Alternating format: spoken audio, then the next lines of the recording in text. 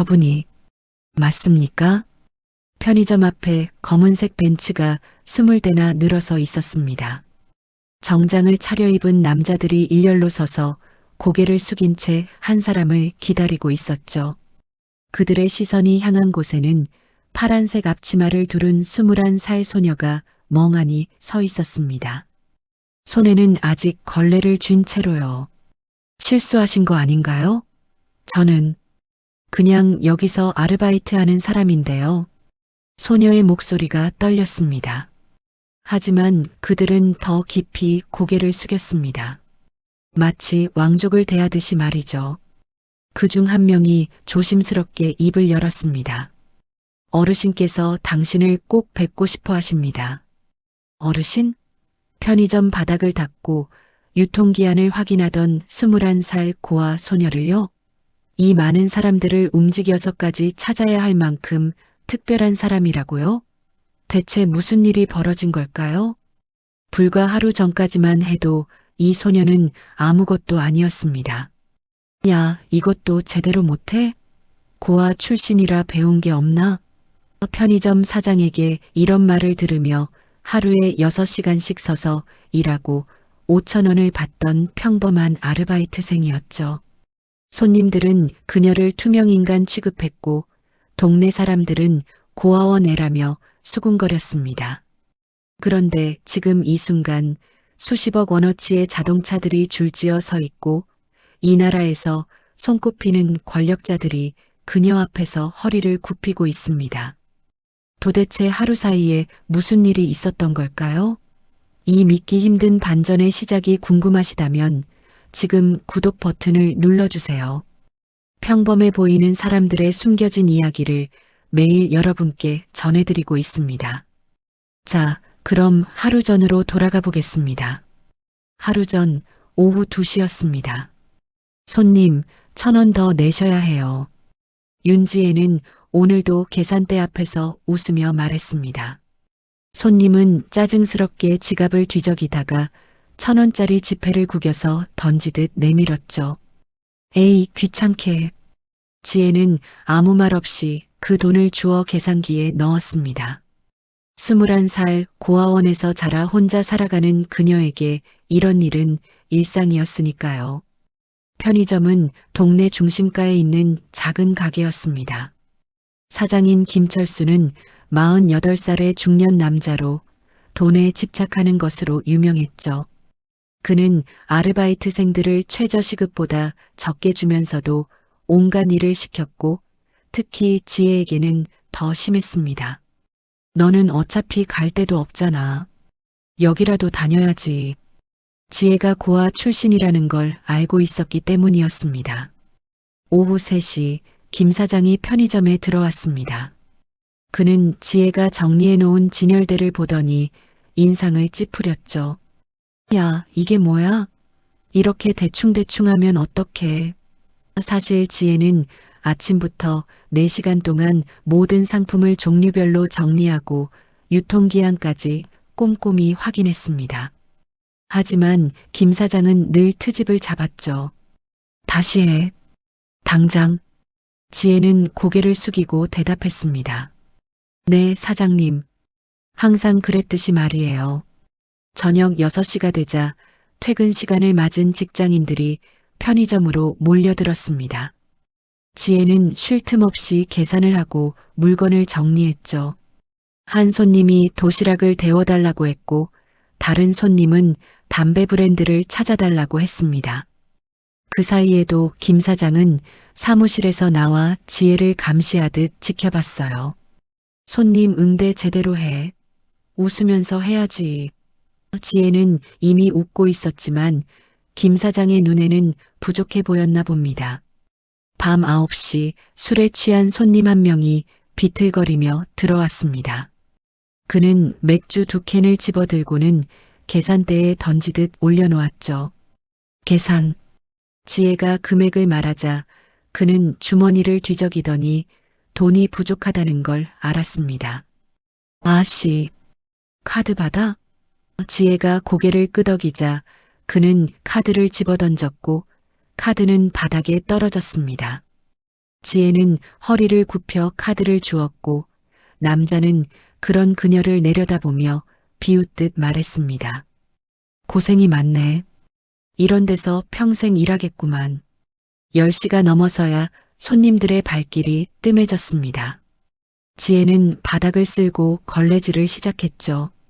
무릎을 꿇고 구석구석 닦으며 그녀는 생각했습니다. 내일도 이렇게 살겠지. 모레도, 한 달 후에도, 1년 후에도. 고아원을 나온 지 3년째였지만 그녀의 삶은 나아질 기미가 보이지 않았습니다. 월세방은 좁았고 통장 잔고는 늘 바닥이었으며 주변 사람들은 그녀를 동정하거나 무시했죠. 11시 마지막 정리를 끝내고 지혜는 앞치마를 벗었습니다. 김 사장이 다가와 오늘 일당을 건넸는데 예상보다 10,000원이 적었습니다. 사장님, 이거. 지혜가 조심스럽게 말을 꺼내자 김 사장은 차갑게 대답했습니다. 오늘 손님이 담배 한 갑 없어졌다고 했어. 내가 계산 실수한 거지. 그거 빼고 준 거야. 지혜는 그런 실수를 한 기억이 없었지만 입을 다물었습니다. 항의해봤자 소용없다는 걸 알았으니까요. 편의점 문을 나서며 지혜는 차가운 밤 공기를 들이마셨습니다. 골목길은 어두웠고 가로등 불빛만이 희미하게 길을 비췄죠. 그녀는 천천히 걸으며 하늘을 올려다봤습니다. 별이 보이지 않는 도시의 하늘이었지만 그녀는 매일 밤 이렇게 하늘을 올려다보는 버릇이 있었어요. 마치 누군가가 자신을 지켜보고 있을 거라는 희망을 품듯이 말입니다. 하지만 지혜는 몰랐습니다. 바로 내일 그녀의 삶이 완전히 뒤바뀔 거라는 사실을요. 50년 동안 수만 명의 얼굴을 봐온 이 나라 최고의 관상가가 그녀의 얼굴을 보고 충격에 빠질 거라는 사실을 말이죠. 그리고 그 노인의 한마디가 이 나라의 권력자들을 움직일 거라는 사실도요. 집으로 돌아가는 지혜의 뒷모습은 작고 외로워 보였습니다. 하지만 그 누구도 알지 못했습니다. 저 평범해 보이는 21살 소녀가 곧 이 나라 전체를 놀라게 만들 거라는 사실을요. 다음 날 아침 10시 지혜는 다시 편의점 문을 열었습니다. 어제와 똑같은 하루가 시작되는 거죠. 유리문을 닫고 진열대를 정리하고 바닥을 쓸었습니다. 그녀의 손은 쉴 새 없이 움직였지만 마음 한구석은 늘 텅 비어 있는 것 같았어요.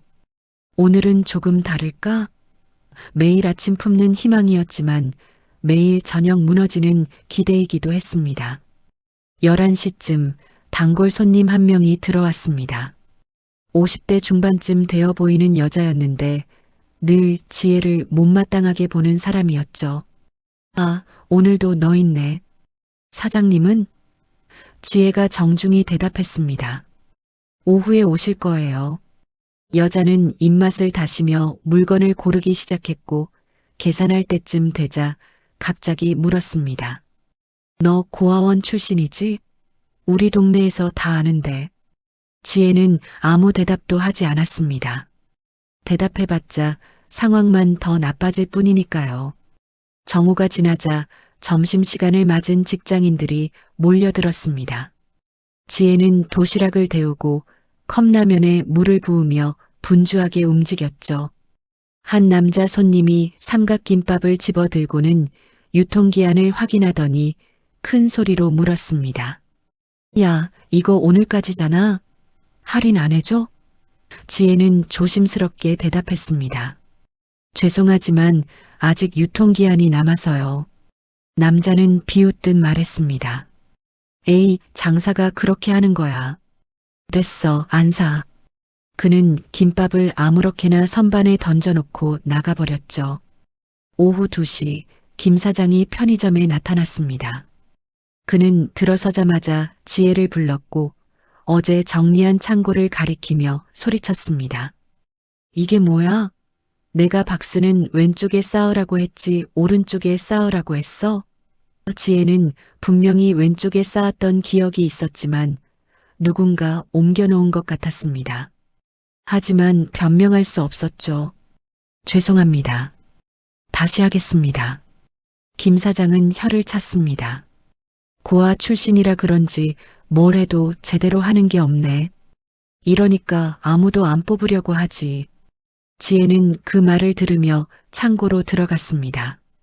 무거운 박스들을 하나씩 옮기면서 그녀는 입술을 깨물었죠.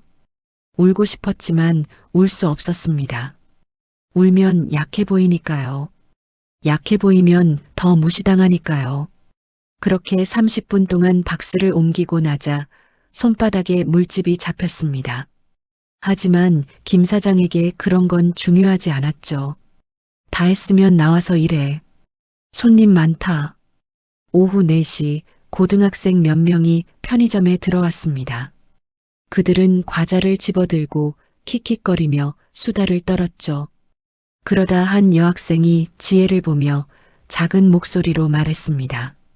저 언니, 우리 엄마가 그러는데 고아원 출신이래. 다른 학생이 대답했습니다. 진짜? 불쌍하긴 한데. 근데 여기서 계속 일만 하면 뭐해? 공부를 하든지 해야지. 지혜는 그 말을 다 들었지만 모른 척했습니다. 그들이 과자값을 계산할 때도 웃으며 인사했죠. 감사합니다. 또 오세요. 저녁 7시쯤 지혜는 잠깐 쉬는 시간을 가졌습니다. 편의점 뒤편 작은 공간에 앉아 김밥 하나를 먹었죠. 유통기한이 오늘까지인 제품이라 김 사장이 버리라고 한 것이었습니다. 지혜는 천천히 김밥을 씹으며 생각했습니다. 나는 언제쯤 이 생활에서 벗어날 수 있을까? 아니, 벗어날 수는 있을까? 희망이 보이지 않았습니다. 고등학교를 겨우 졸업했고 대학에 갈 돈도 없었으며 기술이나 자격증도 없었으니까요. 밤 8시 취객 한 명이 또 들어왔습니다. 어제와는 다른 사람이었지만 행동은 비슷했죠. 소주 한 병을 집어들고는 계산대에 던지듯 놓았습니다. 여기 담배도 한 갑. 지혜가 담배를 건네자 남자는 지폐를 구겨서 던졌습니다. 돈은 바닥에 떨어졌고 지혜는 또 허리를 굽혀 주었죠. 남자는 그런 그녀를 보며 말했습니다. 열심히 사네. 근데 그렇게 살아서 뭐가 달라지겠어? 그는 웃으며 나갔고 지혜는 주먹을 꽉 쥐었습니다. 밤 10시 편의점은 한산해졌습니다. 지혜는 걸레를 들고 바닥을 닦기 시작했죠. 무릎을 꿇고 구석구석 닦으면서 그녀는 문득 눈물이 날 것 같았습니다. 하지만 참았어요. 울면 안 돼. 나는 강해야 해. 아무도 날 도와주지 않으니까. 그렇게 스스로를 다독이며 청소를 계속했습니다. 형광등 불빛 아래 홀로 바닥을 닦는 그녀의 모습은 너무나 외로워 보였죠. 11시 김 사장이 오늘 일당을 건넸습니다. 지혜는 돈을 세어보다가 또 모자란 것을 발견했습니다. 사장님, 어제도 그렇고 오늘도. 김 사장은 짜증스럽게 대답했습니다. 너 일하면서 실수 너무 많아. 오늘 음료수 재고 안 맞았잖아. 그거 네가 계산 잘못한 거지. 손해본 거 빼고 준 거야. 지혜는 항의하고 싶었지만 입을 다물었습니다. 어차피 믿어주지 않을 테니까요. 편의점을 나서는 지혜의 발걸음은 무거웠습니다. 골목길을 걸으며 그녀는 주머니 속 돈을 만져봤죠. 이틀 동안 2만 원이나 떼었습니다.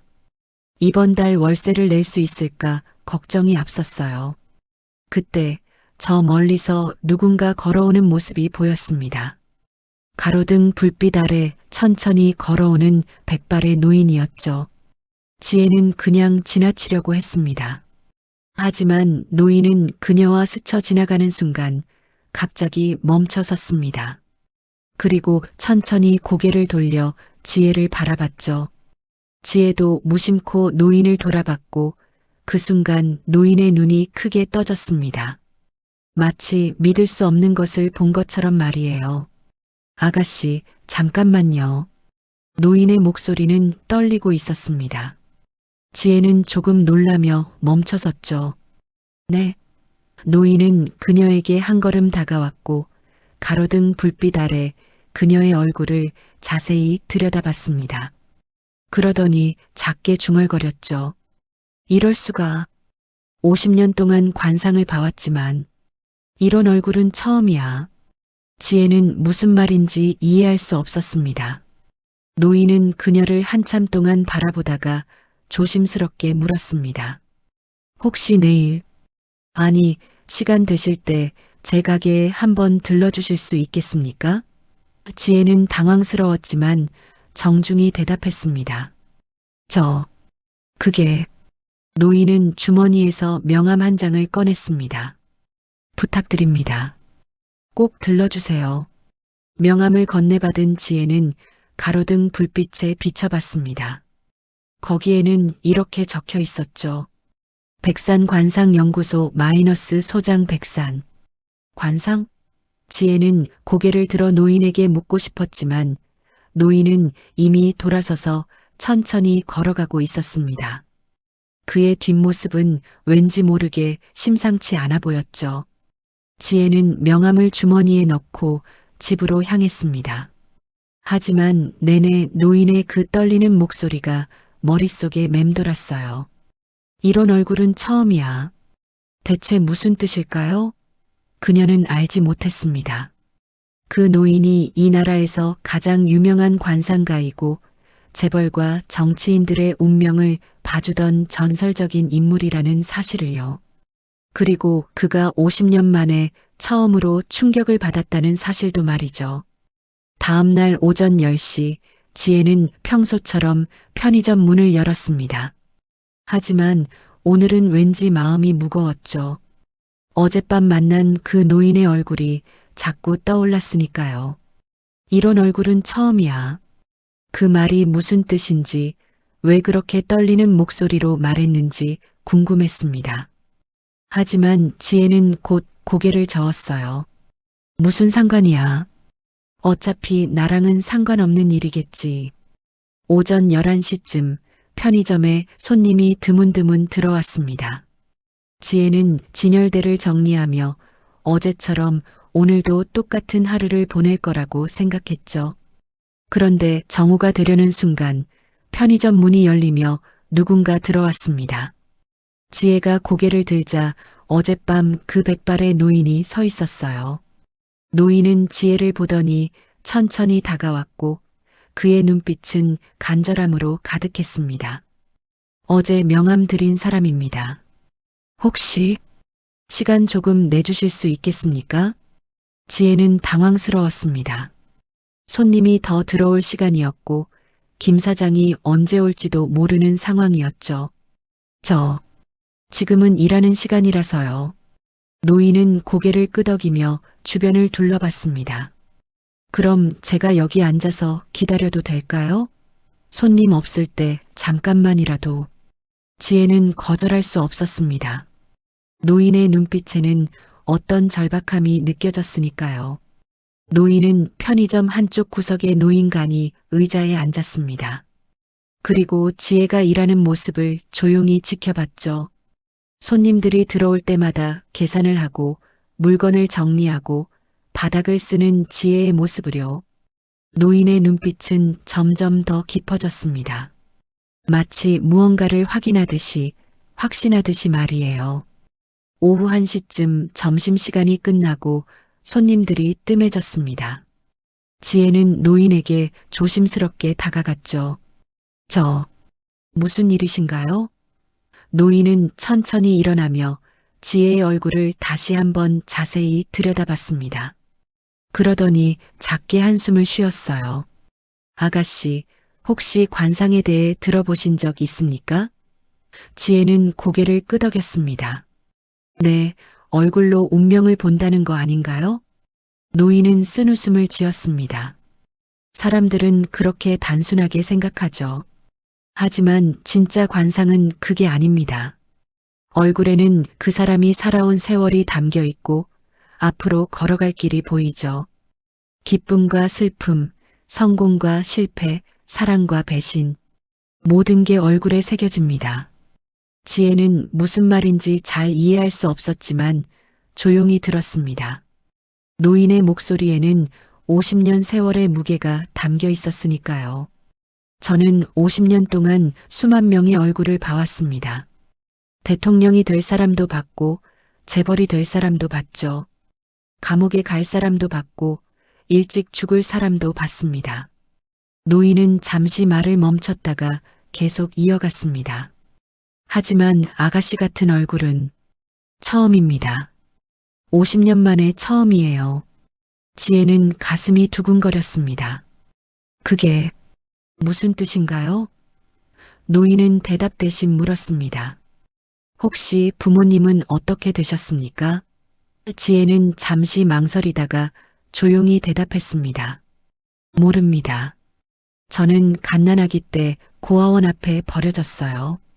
부모님 얼굴도 모르고 이름도 고아원 원장님이 지어주신 거고요. 노인의 얼굴에 알 수 없는 표정이 스쳤습니다. 슬픔 같기도 하고 안타까움 같기도 했죠. 그렇군요. 그래서 이런 삶을 살고 계시는군요. 지혜는 조금 창피했습니다. 자신의 초라한 처지가 노인에게 다 보이는 것 같았으니까요. 네, 고아 출신이라 변변한 일자리도 구하기 힘들고 그냥 이렇게 살고 있습니다. 노인은 고개를 저었습니다. 아닙니다. 아가씨는 그렇게 살 사람이 아니에요. 지혜는 어리둥절했습니다. 무슨 말씀이신지. 노인은 지혜의 얼굴을 가리키며 말했습니다. 아가씨 이마를 보십시오. 넓고 맑습니다. 이런 이마는 지혜가 깊은 사람의 이마죠. 그리고 눈을 보십시오. 맑고 깊습니다. 이런 눈은 고난을 이겨낸 사람의 눈이에요. 지혜는 자신의 얼굴에 그런 의미가 있다는 게 믿기지 않았습니다. 그냥 평범한 얼굴인 것 같은데요. 노인은 고개를 저었습니다. 평범하지 않습니다. 아가씨 얼굴에는 특별한 기운이 있어요. 아주 특별한 기운이. 그는 잠시 망설이다가 조심스럽게 덧붙였습니다. 다만 아직은 때가 아닌 것 같습니다. 때요? 네, 아가씨의 진짜 운명이 펼쳐질 때가 있습니다. 지금은 그걸 준비하는 시간이에요. 노인의 말은 점점 더 수수께끼 같아졌습니다. 지혜는 혼란스러웠죠.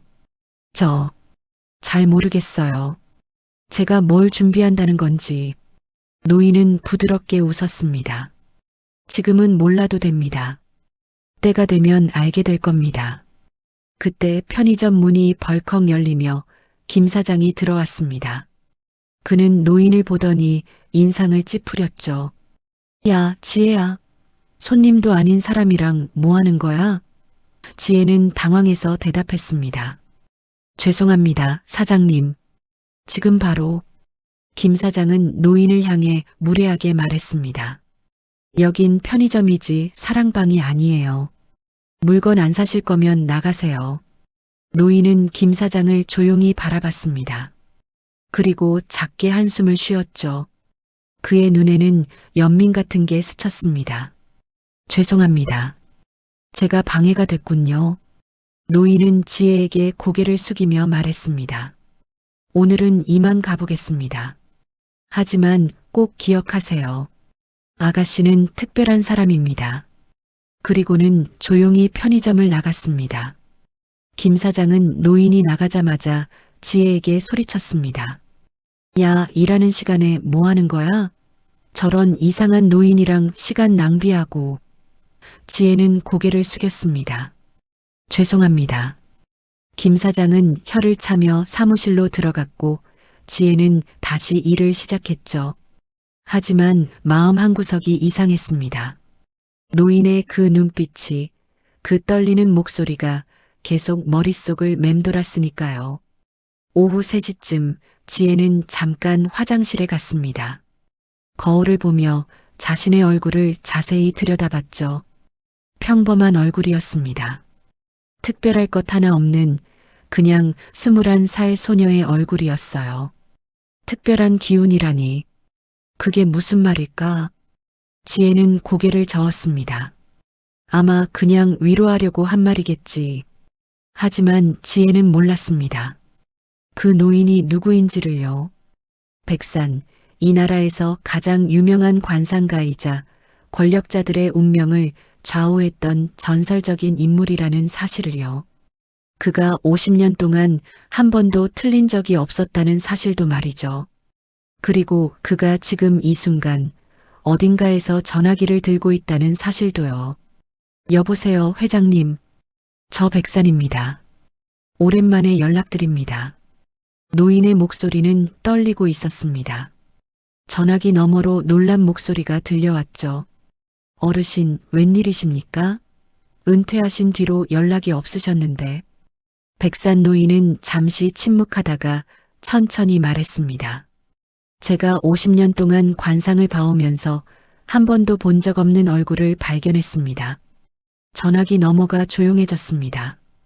그리고 긴장된 목소리가 물었습니다. 그게 누구십니까?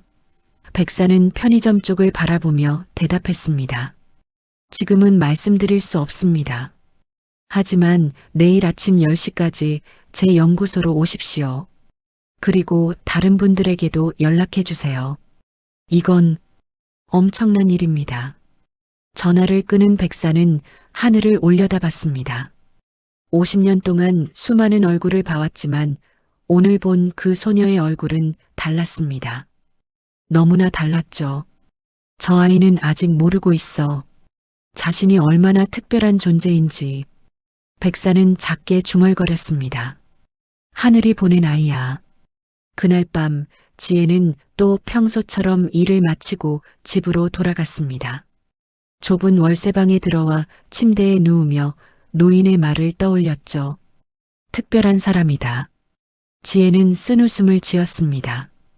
특별한 사람이 이렇게 살진 않겠지. 하지만 그녀는 알지 못했습니다. 바로 내일 아침 그녀의 삶이 완전히 바뀔 거라는 사실을요.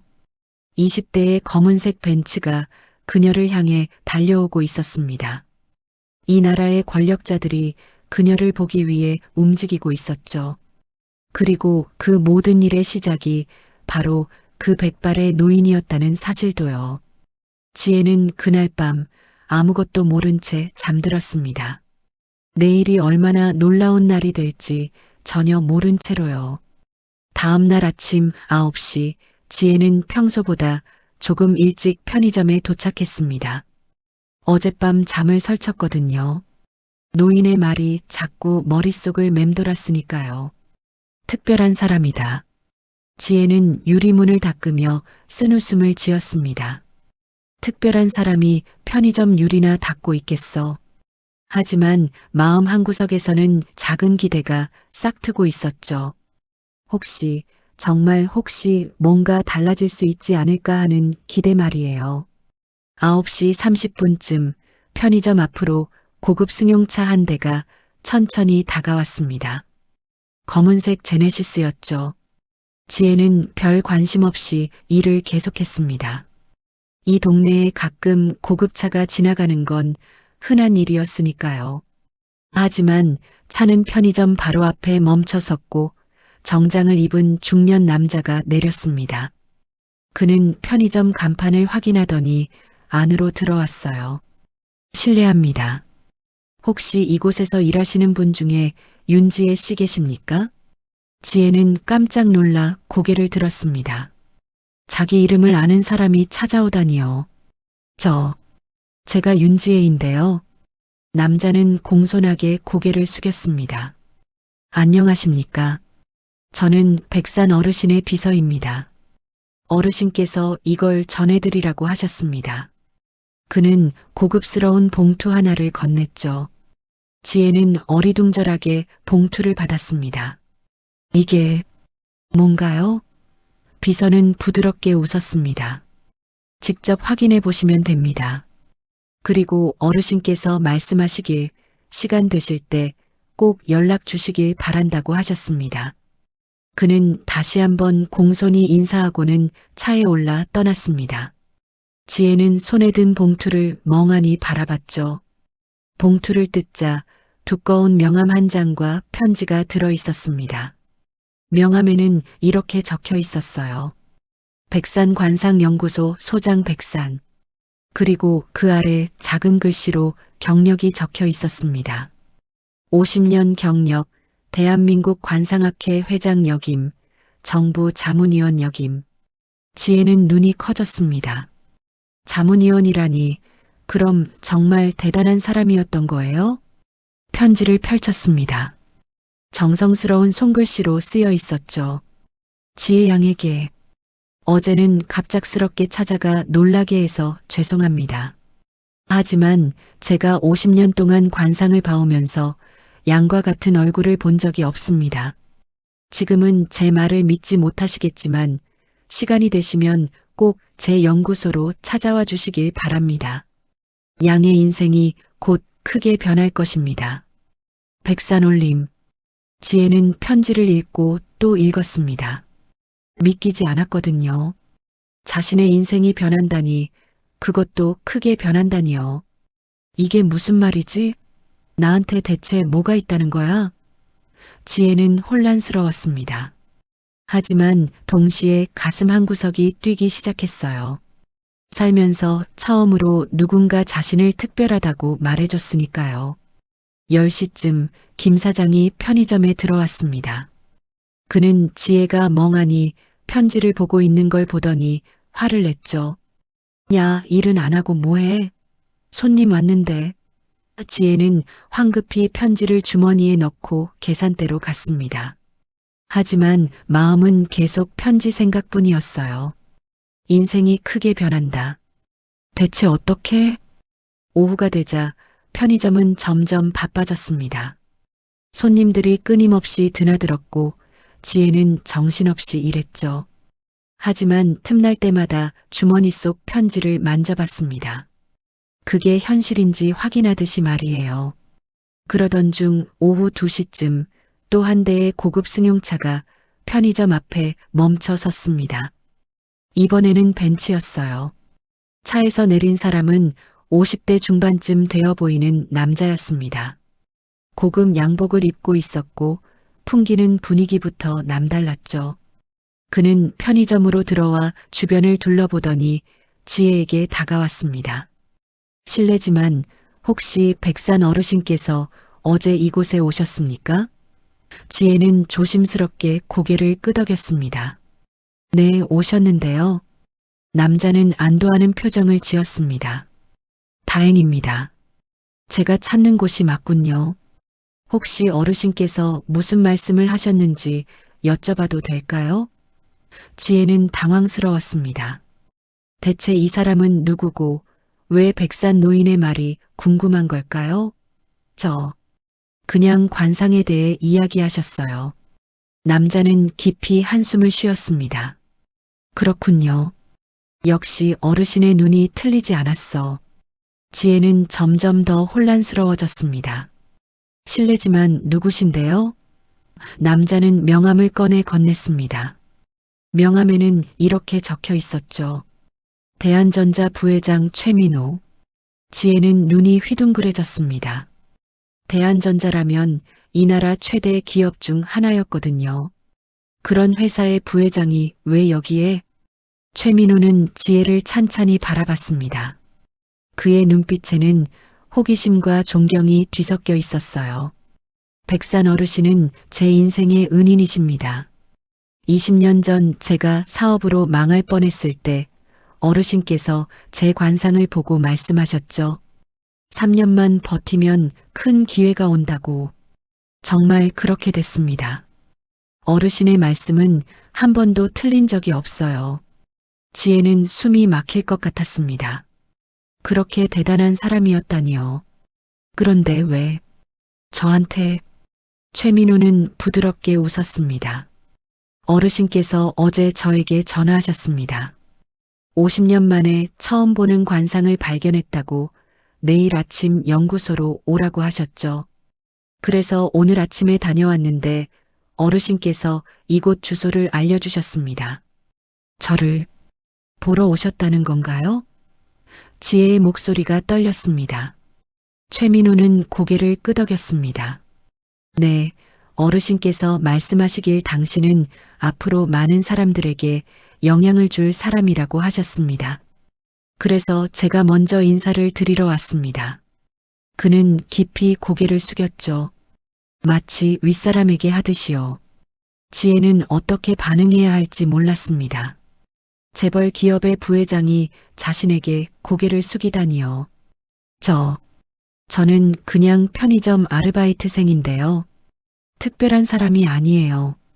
최민호는 고개를 저었습니다.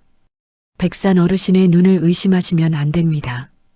어르신이 특별하다고 하신 사람은 반드시 특별합니다. 제가 그 증거죠. 그때 김 사장이 사무실에서 나왔습니다. 고급 승용차와 정장 입은 남자를 보더니 황급히 다가왔죠. 어서 오십시오, 손님. 무엇을 도와드릴까요? 최민호는 김 사장을 차갑게 바라봤습니다. 당신이 이곳 사장입니까? 김 사장은 비굴하게 웃으며 대답했습니다. 네, 그렇습니다. 최민호는 지혜를 가리키며 말했습니다. 이 직원분을 어떻게 대우하고 계십니까?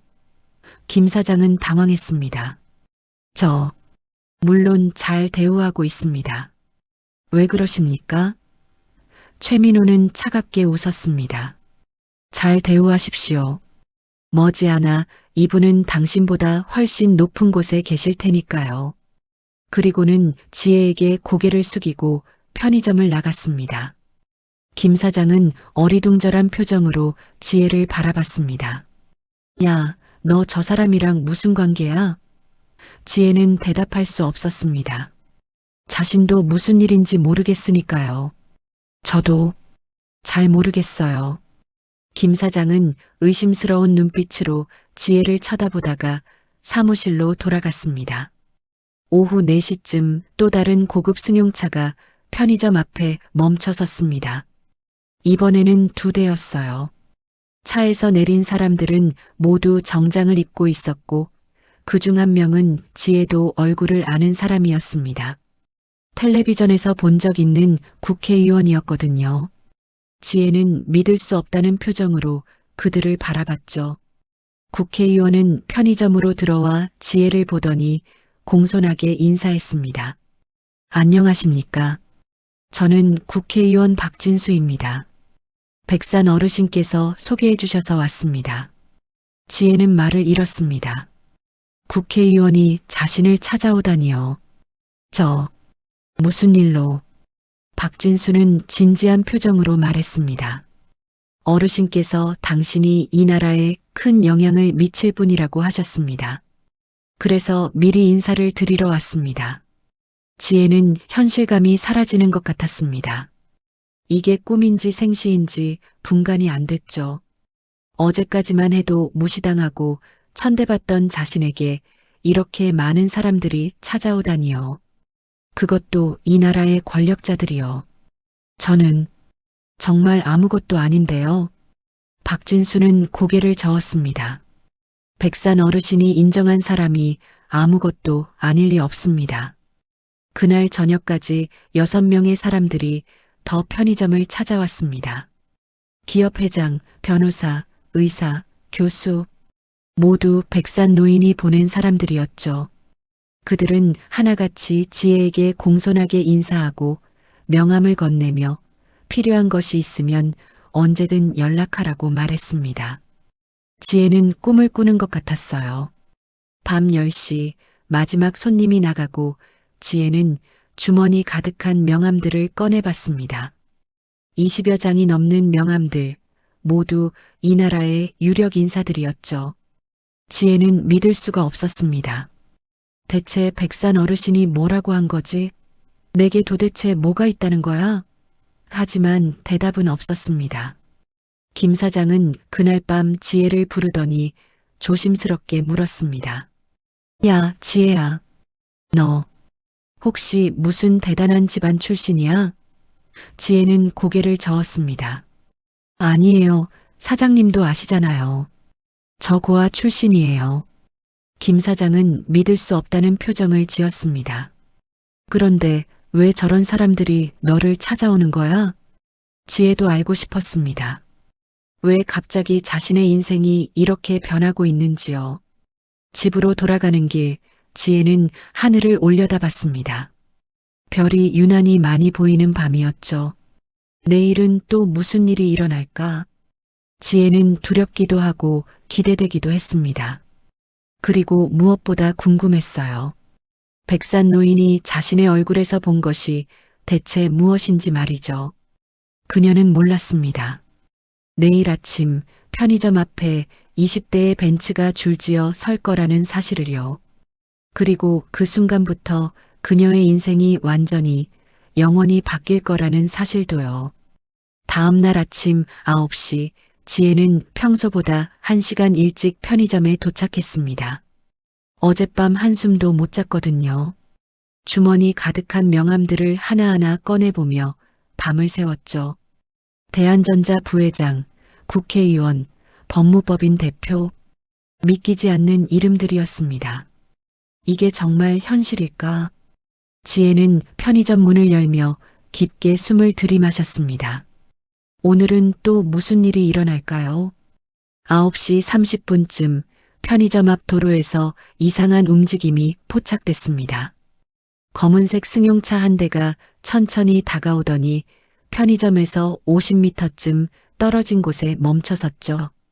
그리고 곧이어 또 한 대, 또 한 대. 검은색 벤츠들이 줄지어 도착하기 시작했습니다. 지혜는 유리문 너머로 그 광경을 바라보며 가슴이 두근거렸어요. 설마 나 때문에?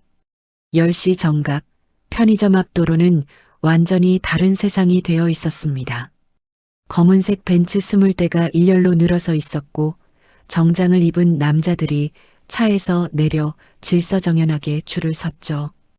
동네 사람들이 하나둘 모여들기 시작했습니다. 저게 뭐야? 무슨 일이야? 수군거리는 소리가 들렸지만 지혜는 움직일 수가 없었습니다. 다리가 떨렸거든요. 맨 앞 벤치의 뒷좌석 문이 열렸습니다. 백발의 노인이 천천히 내렸죠. 백산이었습니다. 그는 편의점 쪽을 바라보며 깊게 숨을 들이마셨고 그의 뒤를 따라 어제 만났던 사람들이 하나둘 모습을 드러냈습니다. 대한전자 부회장 최민호, 국회의원 박진수, 그리고 지혜가 얼굴조차 모르는 수많은 권력자들이었죠. 그들은 모두 백산 노인을 중심으로 서서 편의점을 바라봤습니다. 지혜는 떨리는 손으로 앞치마를 만졌습니다. 지금 밖으로 나가야 할까요?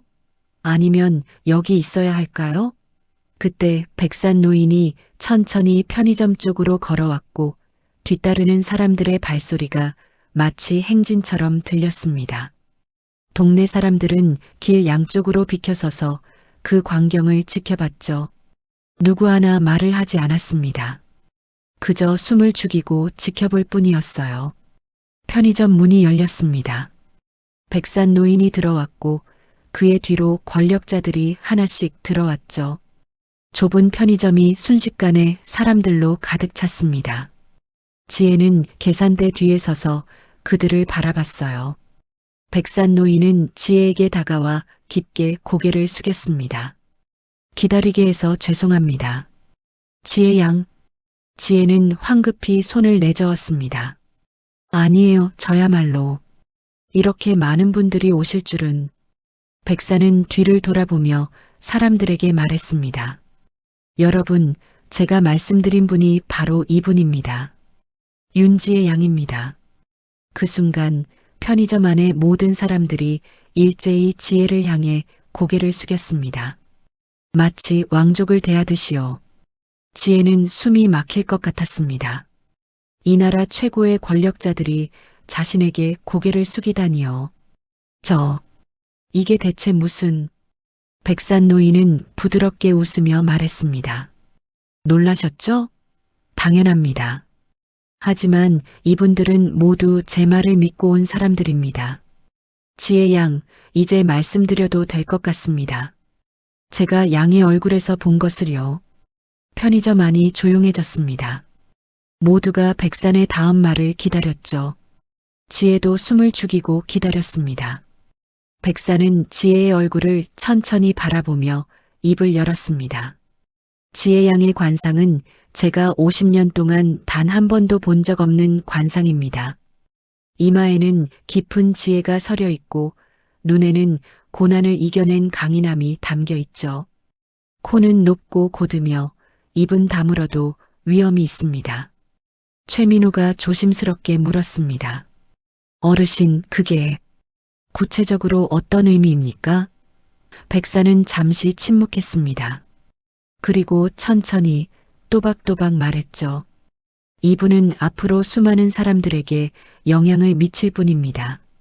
정치, 경제, 사회, 모든 분야에서요. 이분이 내린 결정 하나하나가 이 나라를 움직일 것입니다. 편의점 안의 공기가 무거워졌습니다. 지혜는 믿을 수 없다는 표정으로 백산을 바라봤죠. 저는 그냥 고아 출신 아르바이트생인데요. 어떻게 제가... 백산은 고개를 저었습니다. 지금은 그렇습니다. 하지만 관상은 현재가 아니라 미래를 보여주죠. 지혜 양은 태어날 때부터 특별했습니다.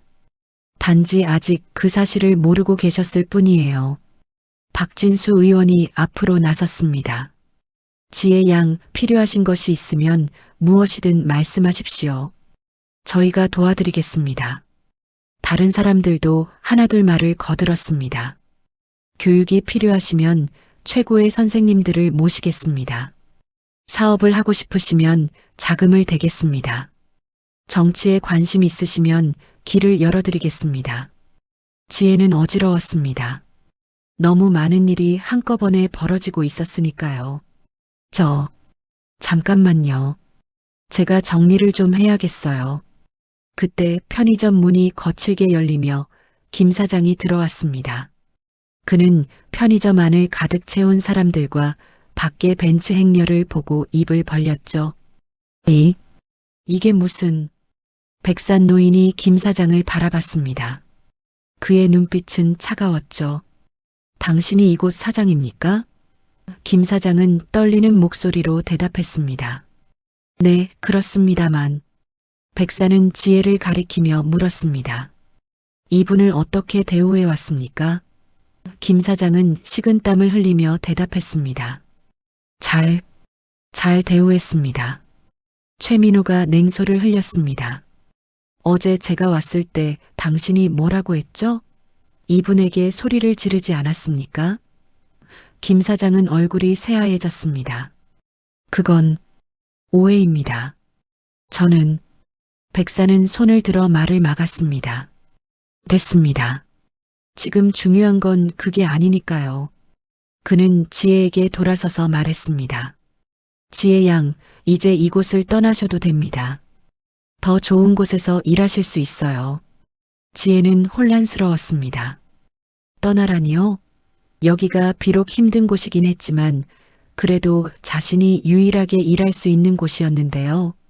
하지만 저는 다른 곳에 갈 수 있을지 모르겠어요.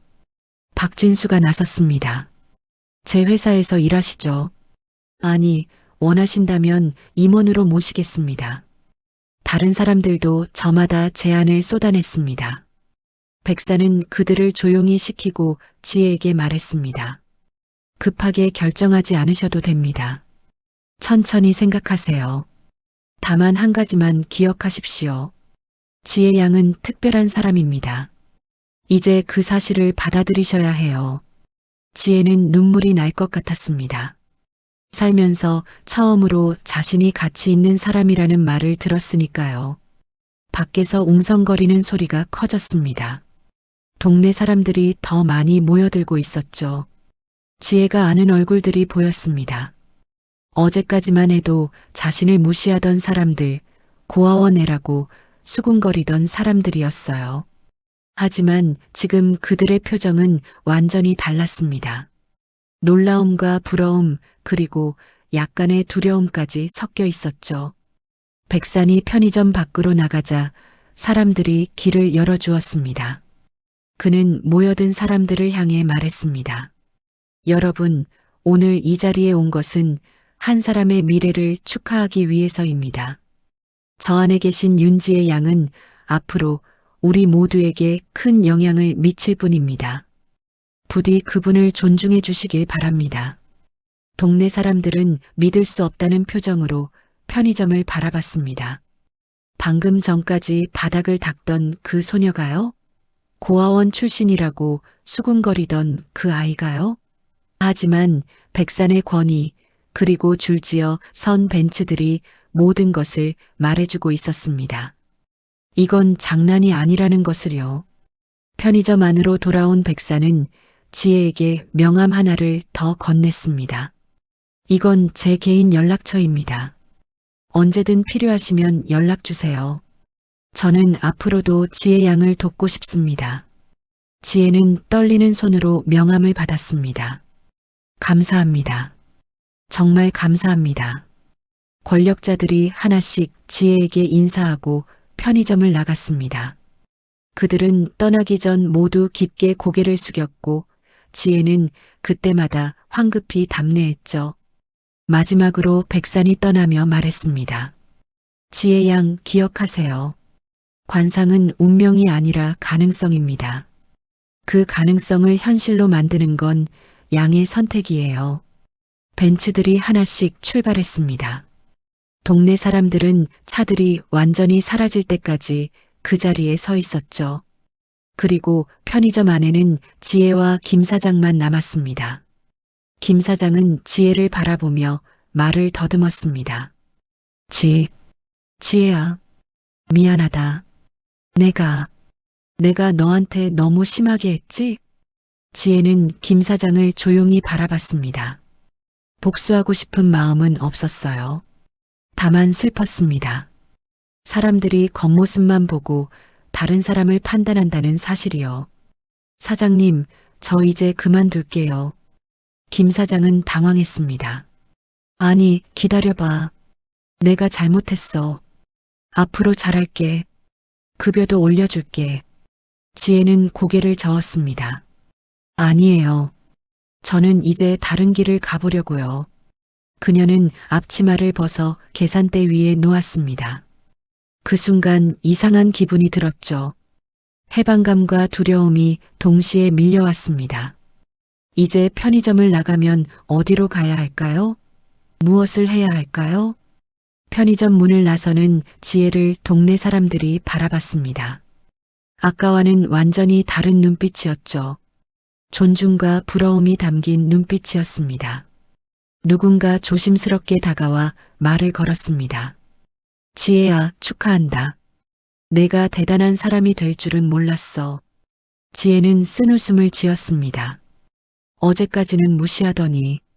집으로 돌아가는 길, 지혜는 주머니 속 명함들을 만져봤습니다.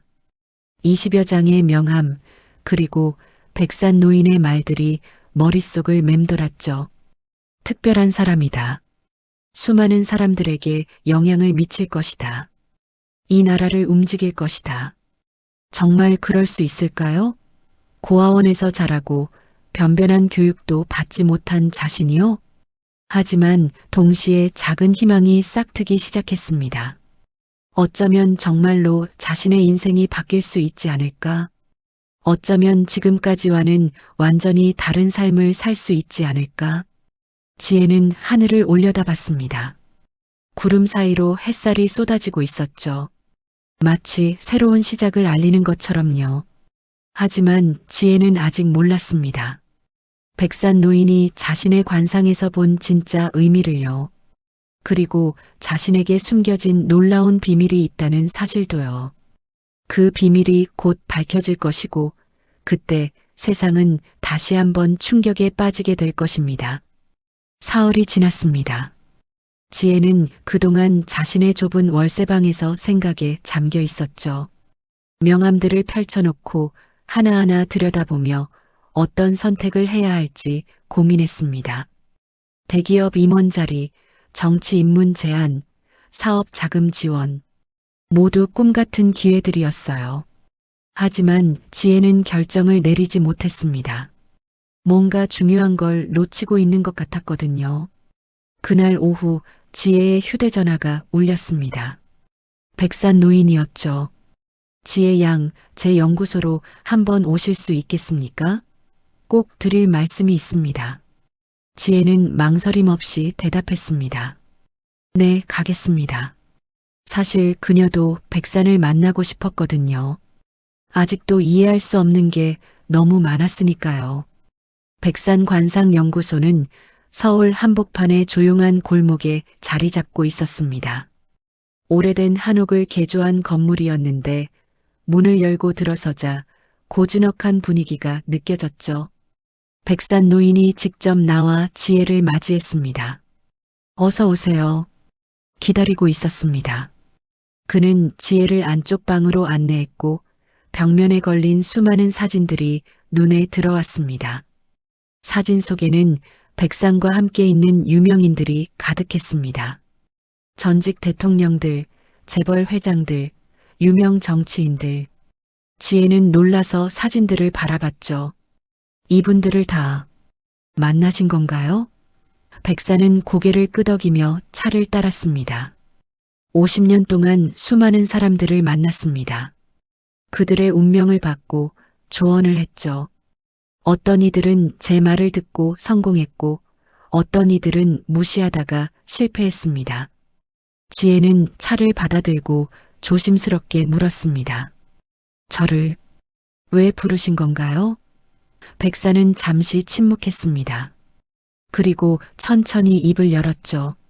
지혜 양, 제가 양의 관상에서 본 것을 아직 다 말씀드리지 않았습니다.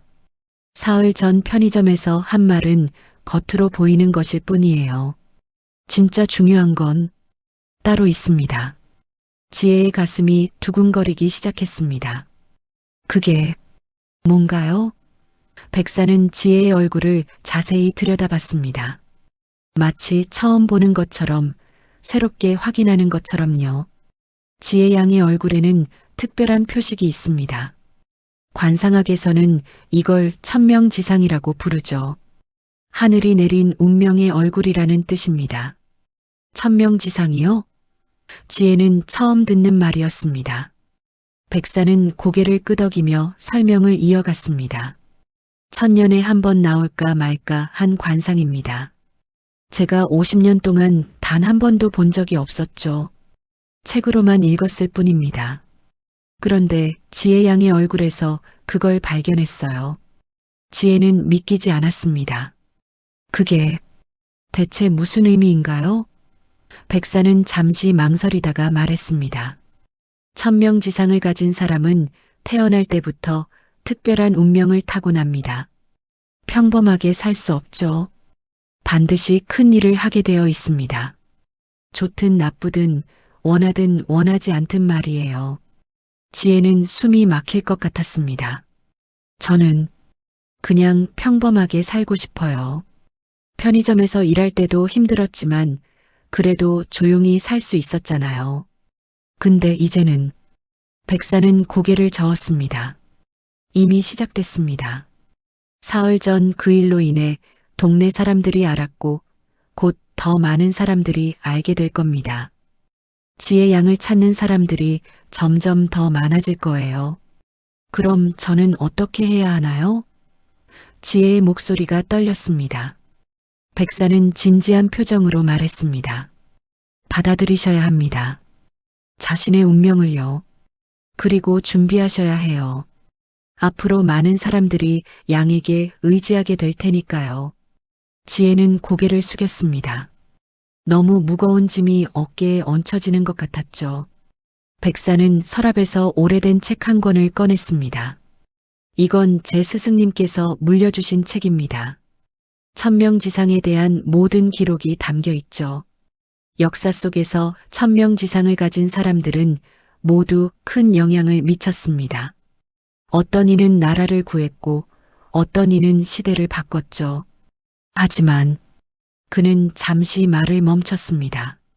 하지만 뭐죠? 지혜가 물었습니다.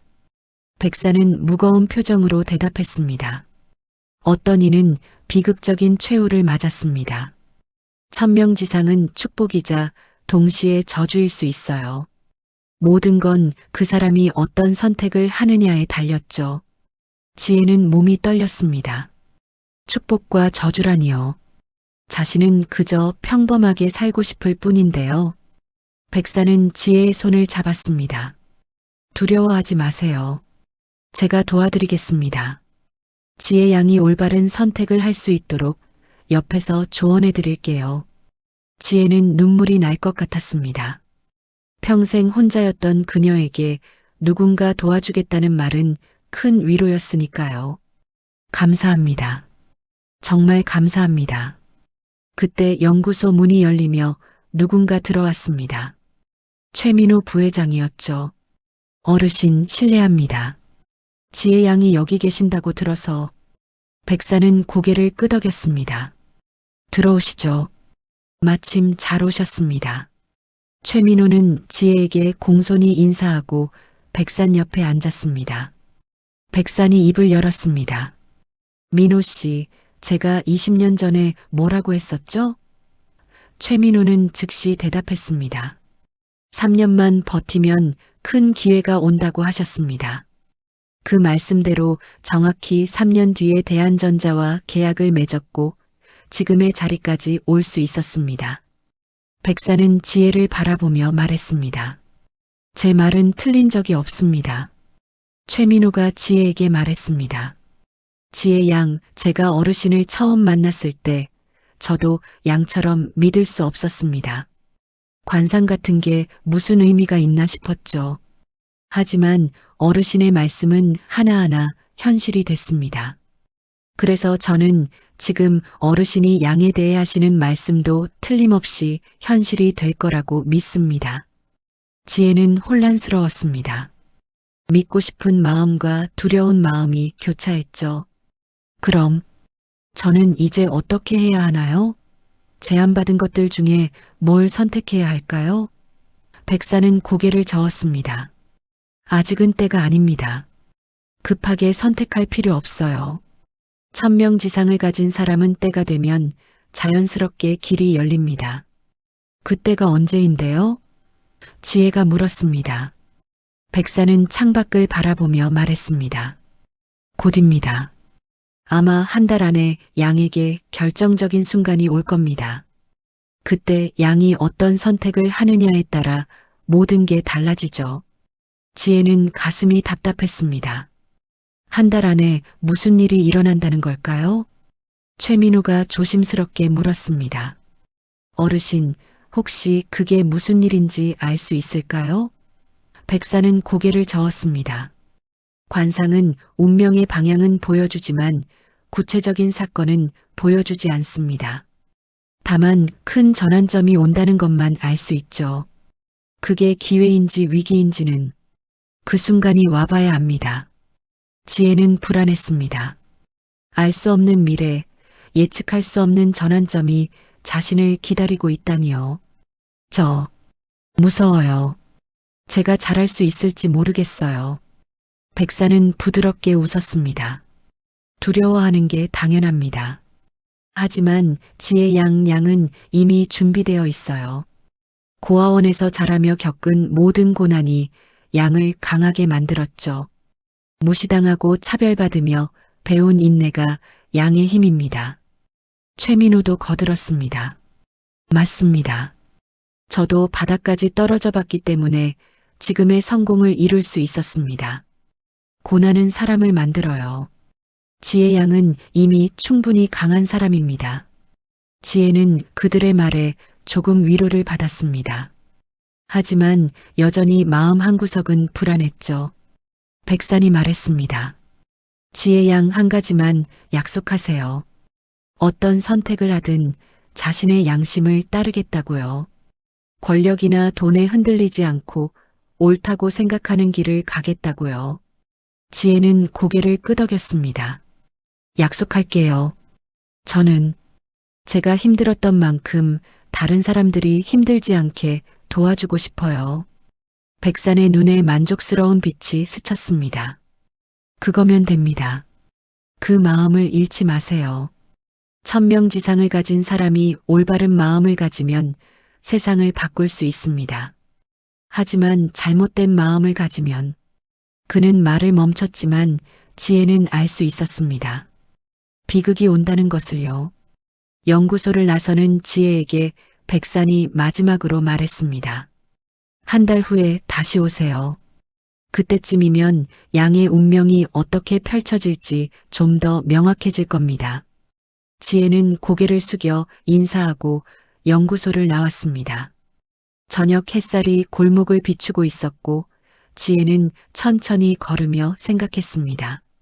천명지상, 천년에 한 번 나올까 말까 한 관상이라니요. 자신이 정말 그렇게 특별한 사람일까요? 고아원에서 자라고 편의점에서 무시당하던 자신이요? 하지만 백산 노인의 눈빛을 떠올렸습니다. 그 진지함과 확신을 담은 눈빛을요. 그는 거짓말을 하는 사람이 아니었습니다. 집으로 돌아가는 길, 지혜는 문득 자신의 손을 바라봤습니다.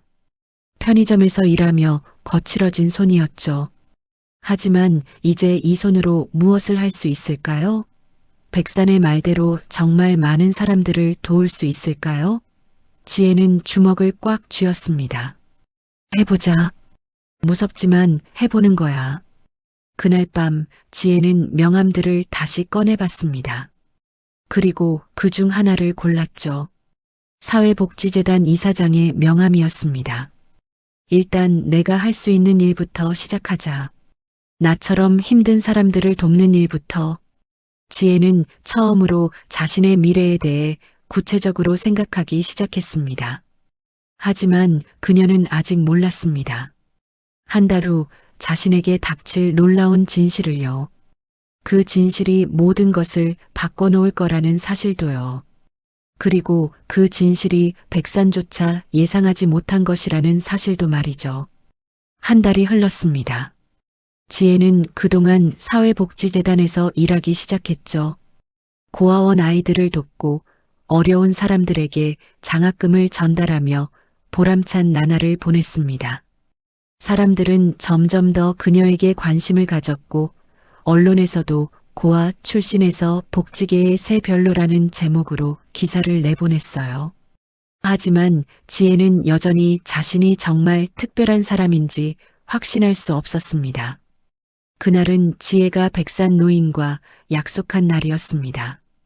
한 달 만에 다시 연구소를 찾은 지혜를 백산이 맞이했는데 그의 표정이 심상치 않았죠. 어서 오세요, 지혜 양. 오늘 중요한 이야기를 나눠야 할 것 같습니다. 지혜는 가슴이 두근거렸습니다. 백산의 목소리에 긴장감이 담겨 있었거든요. 방으로 들어가자 최민호를 비롯한 여러 사람들이 이미 와 있었습니다. 모두 한 달 전 편의점 앞에 왔던 사람들이었죠. 지혜는 의아했습니다. 무슨 일이신가요? 백산은 지혜를 앉히고 천천히 입을 열었습니다. 지혜 양 한 달 동안 양의 활동을 지켜봤습니다. 고아원 아이들을 돕고 장학금을 전달하고 어려운 사람들을 찾아다니는 모습을요. 네, 제가 할 수 있는 일을 하고 있습니다. 지혜가 대답했습니다. 백산은 고개를 끄덕이며 말했습니다. 그 모습을 보며 확신했습니다. 지혜 양은 정말 천명지상을 가진 분이라고요. 하지만 오늘 제가 예상하지 못한 일이 벌어졌습니다. 지혜는 긴장했습니다. 무슨 일인데요? 백산은 서랍에서 봉투 하나를 꺼냈습니다. 오늘 아침 한 병원에서 연락이 왔습니다. 지혜 양에 대해 알려줄 게 있다고요. 지혜는 어리둥절했습니다. 병원이요? 백산은 봉투를 건네며 말했습니다. 21년 전 그 병원에서 아기 한 명이 태어났습니다. 하지만 사정이 있어서 그 아기는 고아원에 보내졌죠. 그 아기가 지혜 양입니다. 지혜는 숨이 막혔습니다. 자신의 출생에 대한 기록이라니요. 평생 궁금해하던 것이었죠. 그럼 제 부모님은? 백산은 잠시 망설이다가 말했습니다. 병원 기록에는 어머니 이름만 나와 있었습니다. 강민서, 당시 23살이었다고 합니다. 지혜는 떨리는 손으로 봉투를 열었습니다. 거기에는 오래된 출생 기록과 함께 사진 한 장이 들어 있었어요. 사진 속에는 젊은 여자가 갓난아기를 안고 있었습니다. 여자의 얼굴은 눈물로 젖어 있었고 아기를 바라보는 눈빛에는 사랑과 슬픔이 가득했죠. 지혜는 사진을 보며 눈물이 났습니다. 이 사람이 제 어머니인가요? 백사는 고개를 끄덕였습니다. 병원에서는 그렇게 말했습니다. 최민우가 조심스럽게 말했습니다. 지혜 양, 그런데 더 놀라운 사실이 있습니다. 지혜는 눈물을 닦으며 그를 바라봤죠. 최민우는 또 다른 서류를 꺼냈습니다. 제가 개인적으로 조사를 좀 했습니다. 강민서라는 이름으로요. 그 결과 그는 잠시 말을 멈췄다가 계속했습니다. 강민서는 당시 이 나라 최대 재벌가의 둘째 딸이었습니다. 지혜는 믿을 수 없다는 표정을 지었습니다. 재벌가요? 그럼 왜 저를? 최민호는 무거운 표정으로 대답했습니다. 당시 강민서는 집안의 반대를 무릅쓰고 사랑하는 사람과 결혼하려 했다고 합니다. 하지만 그 남자는 평범한 회사원이었고 집안에서는 결사반대했죠. 결국 둘은 도망쳤고 그 과정에서 지혜 양이 태어났습니다. 지혜는 머리가 복잡했습니다. 그럼 제 아버지는요? 최민호는 한숨을 쉬었습니다. 안타깝게도 지혜 양이 태어나고 한 달 뒤 교통사고로 돌아가셨습니다. 강민서는 홀로 아이를 키울 수 없었고 집안으로 돌아가려 했지만 집안에서는 아이를 데려오는 걸 거부했죠. 결국 그녀는 아이를 고아원에 맡기고 혼자 집으로 돌아갔습니다. 지혜는 울음이 터져 나왔습니다.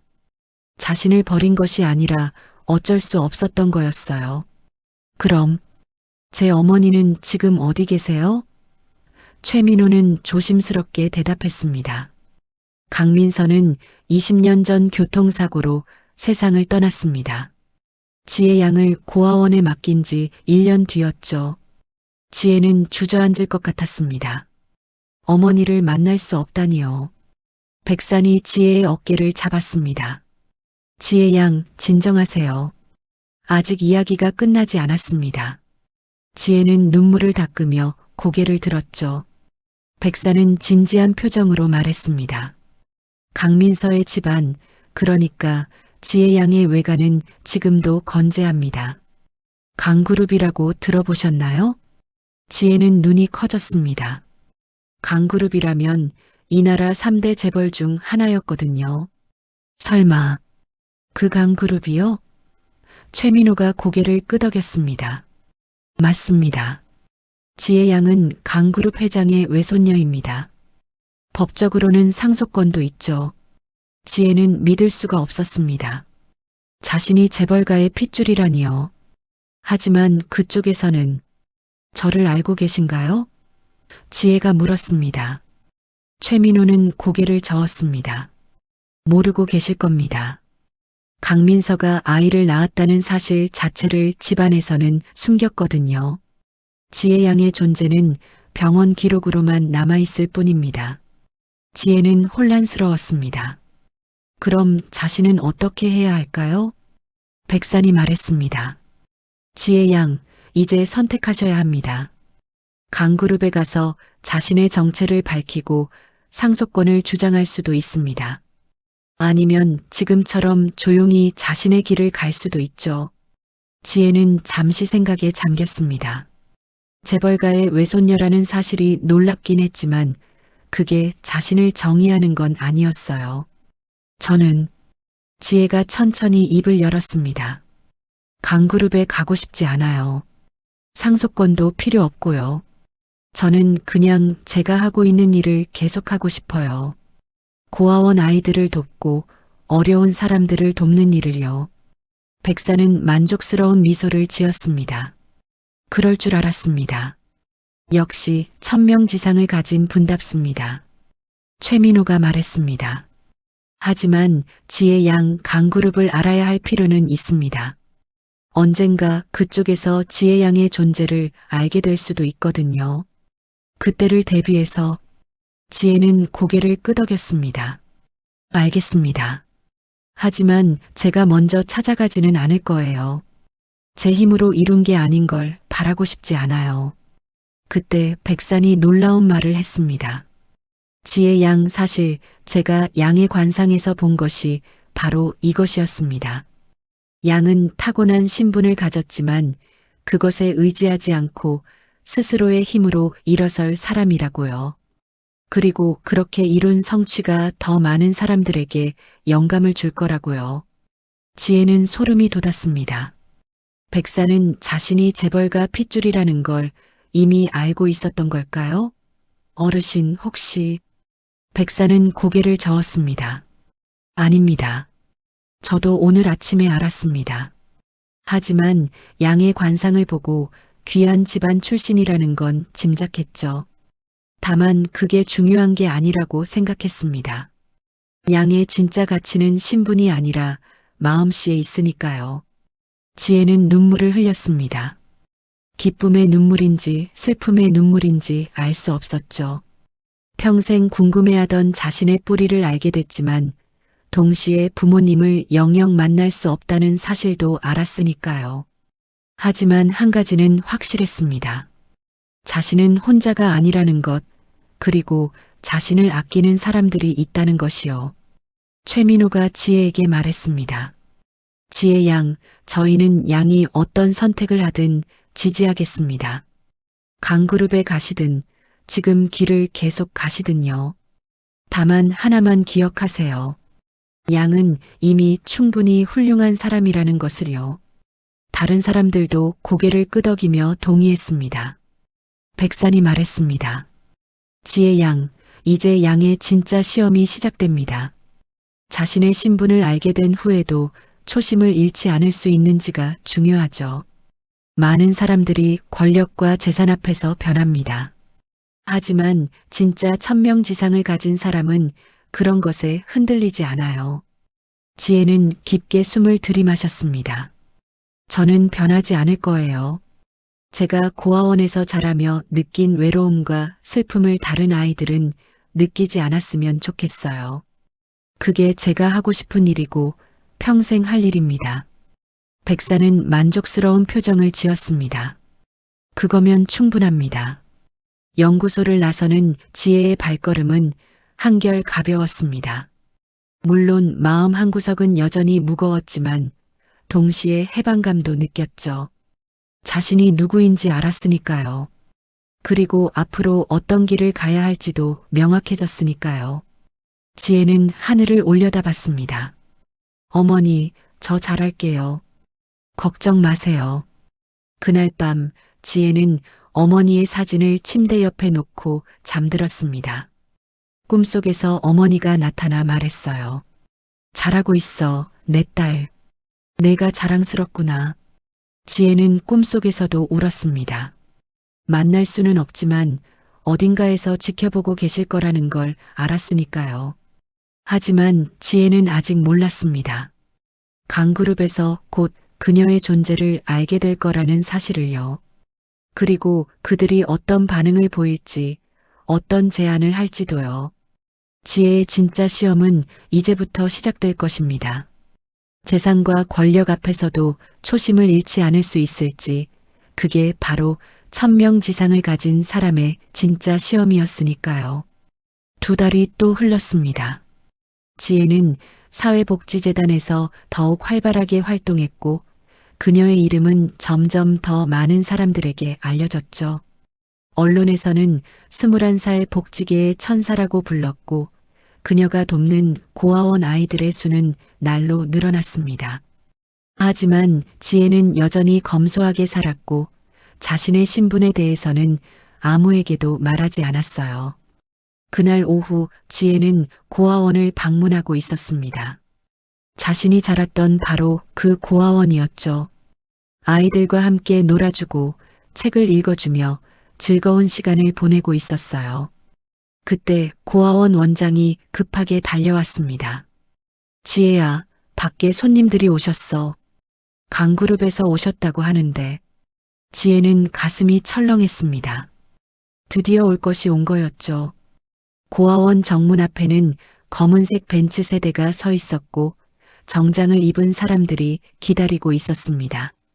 그중 한 명이 앞으로 나서며 공손하게 인사했습니다. 안녕하십니까? 윤지혜 양. 저는 강그룹 비서실장 김태준입니다. 회장님께서 꼭 뵙고 싶어 하십니다. 지혜는 잠시 망설였습니다. 거절할 수도 있었죠. 하지만 어쩌면 이것도 운명이라는 생각이 들었습니다. 알겠습니다. 가보겠습니다. 차에 올라탄 지혜는 창밖을 바라보며 생각했습니다. 대체 무슨 말씀을 하실까? 저를 어떻게 생각하실까? 강그룹 본사는 서울 한복판의 초고층 빌딩이었습니다. 지혜는 전용 엘리베이터를 타고 최상층으로 올라갔고 넓은 회장실 문이 열렸죠. 안에는 70대 중반쯤 되어 보이는 노인이 앉아 있었습니다. 강그룹 회장 강대산이었어요. 그는 지혜를 보자마자 눈가가 붉어졌습니다. 민서를 닮았구나. 정말 많이 닮았어. 강대산의 목소리는 떨리고 있었습니다. 지혜는 어떻게 반응해야 할지 몰랐죠. 안녕하십니까? 강대산은 천천히 일어나 지혜에게 다가왔습니다. 21년 동안 내가 손녀가 있다는 사실을 몰랐다. 내가 어디선가 자라고 있다는 것도 고생하고 있다는 것도 몰랐어. 지혜는 침묵했습니다. 강대산은 계속 말했습니다. 민서가 죽은 뒤 나는 후회했다. 왜 그 아이의 사랑을 인정해주지 못했는지, 왜 그렇게 고집을 부렸는지 말이야. 하지만 이미 늦었어. 딸을 잃고 나서야 깨달았지. 세상에서 가장 소중한 건 가족이라는 걸. 지혜의 눈에 눈물이 맺혔습니다. 강대사는 지혜의 손을 잡았습니다. 지혜야, 우리 집으로 오지 않겠니? 내가 있어야 할 곳은 여기야. 강그룹의 정식 상속자로 인정해주고 싶구나. 지혜는 손을 천천히 뺐습니다. 죄송합니다, 회장님. 하지만 저는 갈 수 없어요. 강대사는 놀란 표정을 지었습니다. 왜? 내가 받아야 할 권리를 포기하려는 거니? 지혜는 고개를 저었습니다. 권리의 문제가 아니에요. 저는 21년 동안 혼자 살아왔어요. 고아원에서 자라고 무시당하고 차별받으며 살았죠.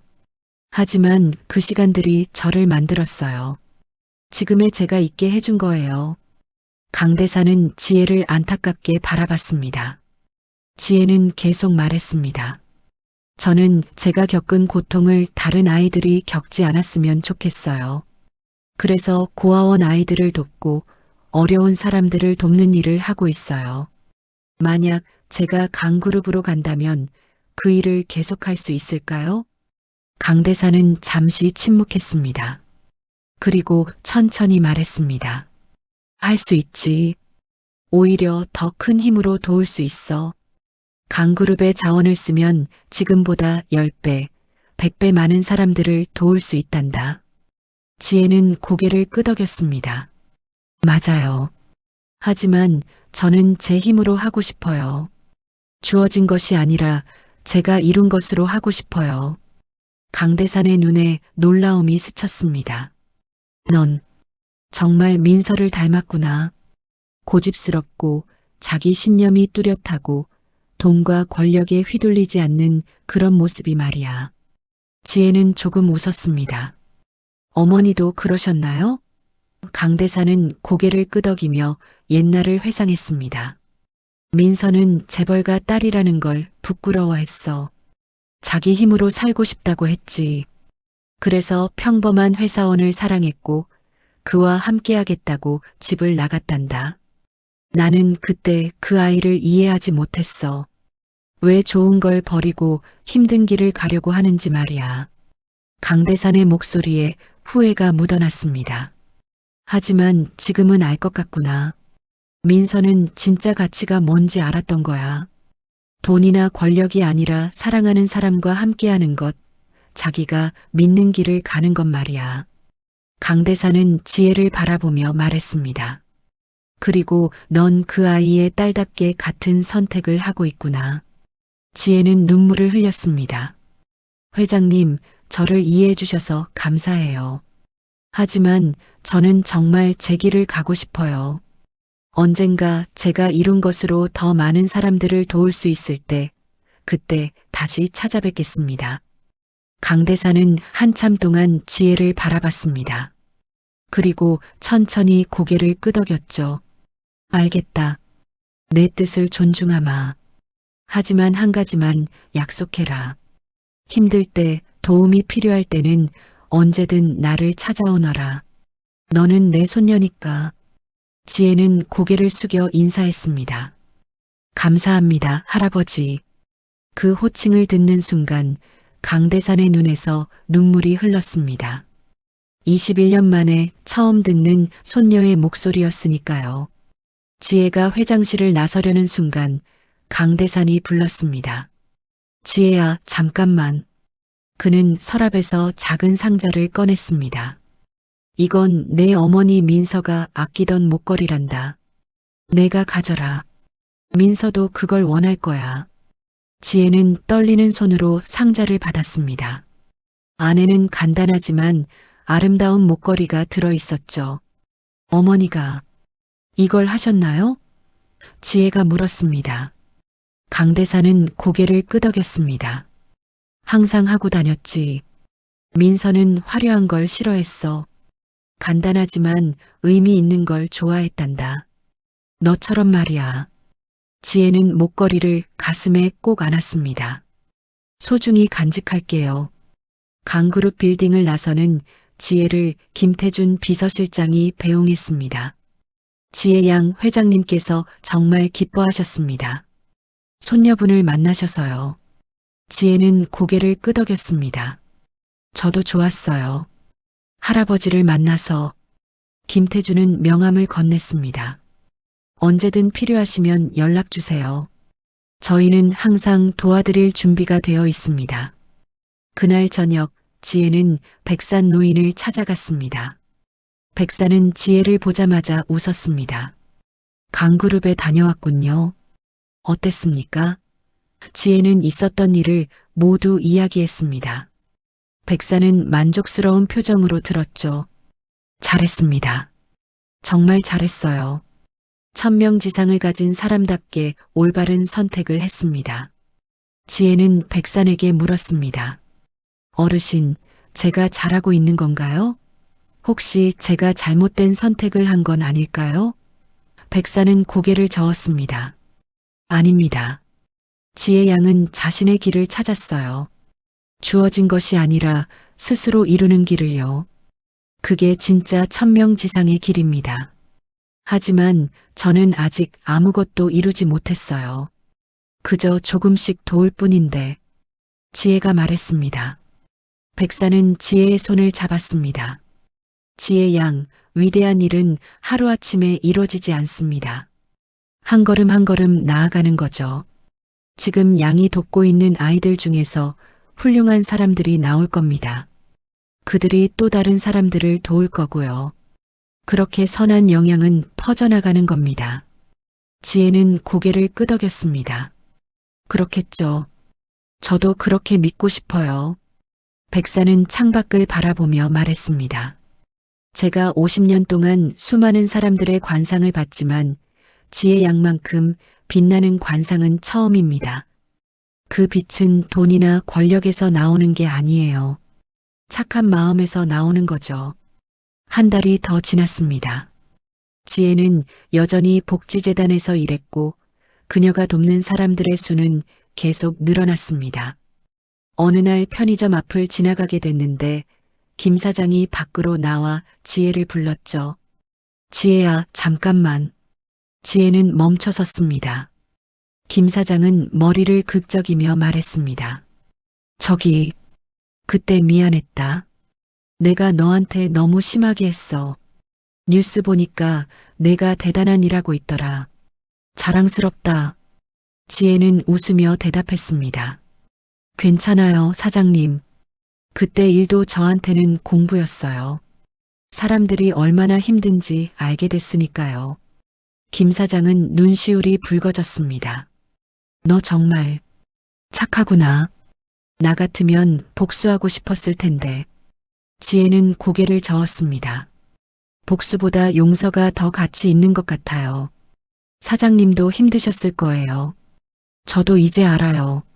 사람들이 왜 그렇게 행동하는지요. 김 사장은 주머니에서 봉투를 꺼냈습니다.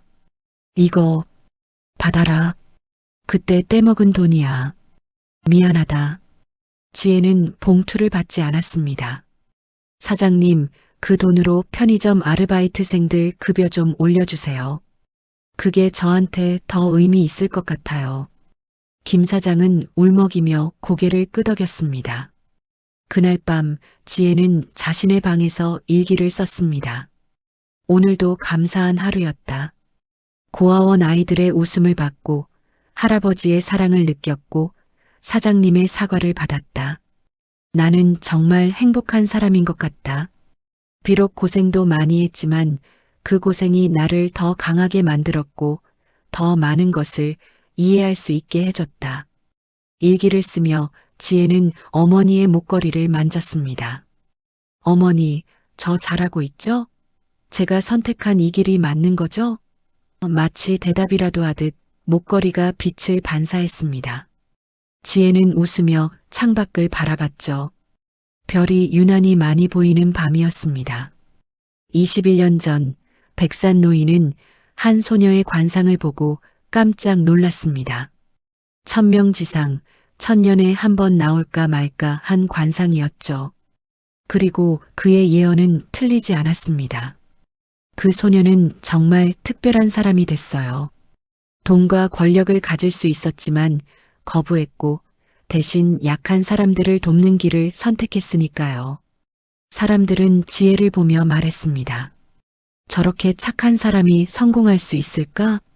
하지만 백사는 알고 있었습니다.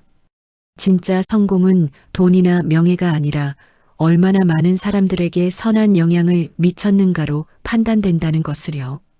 그리고 지혜는 이미 성공한 사람이었습니다. 지금도 어딘가에서 지혜를 무시하던 사람들은 후회하고 있을 겁니다. 겉모습만 보고 사람을 판단했던 자신들을 말이죠. 하지만 지혜는 그들을 원망하지 않습니다. 오히려 그 경험이 자신을 더 강하게 만들었다고 생각하죠. 천명지상은 운명이 아니라 가능성입니다. 그 가능성을 현실로 만드는 건 그 사람의 선택이에요. 지혜는 올바른 선택을 했고 그 선택이 수많은 사람들에게 희망을 주고 있습니다. 어쩌면 그게 백산이 본 진짜 의미였을지도 모릅니다. 21살 고아 소녀에서 시작된 이야기는 이제 수많은 사람들의 마음속에 살아 숨쉬고 있습니다. 지혜를 보며 사람들은 깨닫죠. 진짜 가치는 태어난 신분이나 가진 재산이 아니라 어떤 마음을 가지고 어떻게 살아가느냐에 있다는 것을요. 그리고 오늘도 지혜는 자신의 길을 걷고 있습니다. 한 걸음 한 걸음 천천히 그러나 확실하게요. 그녀가 남긴 발자국을 따라 더 많은 사람들이 걸어갈 것이고 그렇게 세상은 조금씩 더 나아질 것입니다. 그게 바로 천명지상을 가진 사람의 진짜 운명이니까요.